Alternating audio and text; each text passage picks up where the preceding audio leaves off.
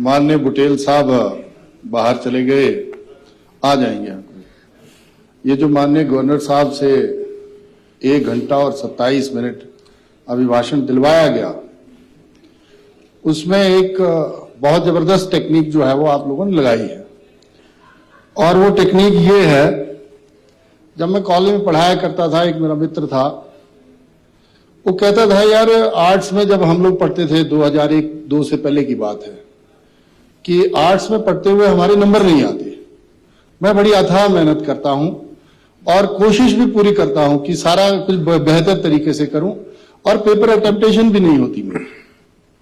तो कोई और साथ में था, उसने कहा यार तेरे को फार्मूला नहीं आता, मैं तेरे को फार्मूला बताता हूं। जो फार्मूला सरकार ने यहां लगाया है ऐसा ही फार्मूला उसको उसने बताया। उसने कहा कि तुम जो क्वेश्चन पेपर कर रहे हो, मान लो तुमसे कहा गया कि भाई हिमाचल कैसा है, तो तुमको जो है वो अब हिमाचल का व्याख्यान करना है पूरा उसमें, और 20 नंबर का क्वेश्चन होता था। अगर हमारे टाइम के पढ़े हुए लोग हैं तो 20 नंबर का क्वेश्चन करने के लिए 5-5 पेज तो हम लोगों को भरने ही पड़ते थे। आर्ट्स वालों को जबरदस्ती होती थी, तभी वो 40 शीटें भरी जाती थी। तो फिर हम लोगों को उस मित्र ने कहा कि ये फार्मूला मेरे गुरुजी ने बताया है कि तुम ये करो कि पहले लिखो इंट्रोडक्शन, उसमें इस क्वेश्चन का पूरा वृत्तांत दे दो, आधा पेज, तो उसी से हो जाएगा। फिर उसके बाद कहो कि main definition of the question, फिर उससे जो है एक आध पेज और निकल जाएगा। उसके बाद उसने कहा कि main points of the question, ये करो, एक पेज इससे चला जाएगा। और उसके बाद जो है कि elaboration of these all points, मतलब एक्सप्लेनेशन कर दो। फिर एक एक पॉइंट को उठाते जाओ और उसको एक्सप्लेन करते जाओ, और उससे जो है तुम्हारे पास 2-3 पेज और भर जाएंगे। और उसके बाद जो है वो लास्ट में तुम जो है वो कि I conclude all the points in such manners. अब देखो गवर्नर साहब से भी इन्होंने क्या करवाया है शुरू में ही कि मैं मेरी सरकार के कार्य करने के तरीके को भी इंगित करना चाहूंगा। और तरीके को इंगित कैसे किया उन्होंने, ये जो पॉइंट डाले इन्होंने 5-6 शुरू में ही। और देखो गजब की बात क्या है माननीय उपाध्यक्ष महोदय, शुरुआत जो की इन्होंने 1-2 लाइन तो बड़ी अच्छी डाली, पंडित दीनदयाल उपाध्याय साहब की भी लाइन उठा दी। उनको लगा कि ऑपोजिशन वाले शायद पंडित दीनदयाल उपाध्याय और श्यामा प्रसाद मुखर्जी को बहुत मानते हैं, तो शायद इस लाइन से जो है वो इस जो माननीय गवर्नर साहब से जो भाषण पढ़वाया जा रहा है उसको थोड़ा सुनेंगे।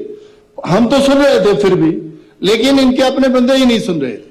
और जो अर्थशास्त्री हमारे यहाँ पठानिया जी अर्थशास्त्र हमें सिखा के गए, वो बड़ा जबरदस्त सिखाया है।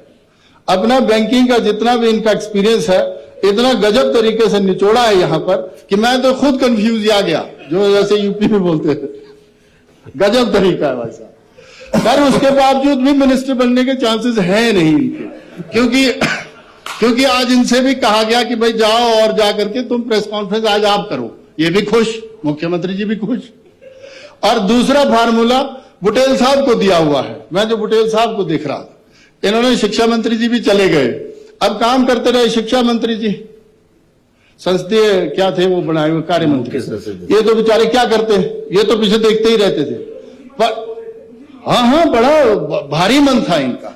और उस मन से जब बोल रहे थे, अब हम तो ये भी नहीं बोल सकते नहीं, शिक्षा मंत्री जी बड़े अच्छे आदमी है।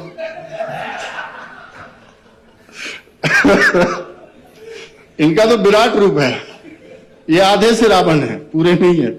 इसीलिए मेरा निवेदन है कि माननीय राज्यपाल साहब से जो आप लोगों ने इतनी देर में पढ़ाया, ये सच में उस बड़ी जो गरिमा थी, मैंने तो उनको दिया था सुझाव, मैंने कहा पढ़ा हुआ समझा जाए, आप 2 मिनट में ही निकल लेना, बाद में फिर हमें इसका व्याख्यान करना पड़ेगा। और हमारे पत्रकारों ने भी खींच दिया उसको बड़े गजब तरीके से। तो ये सारी जो व्यवस्था है मुझे लगता है अव्यवस्था के रूप में चली हुई है।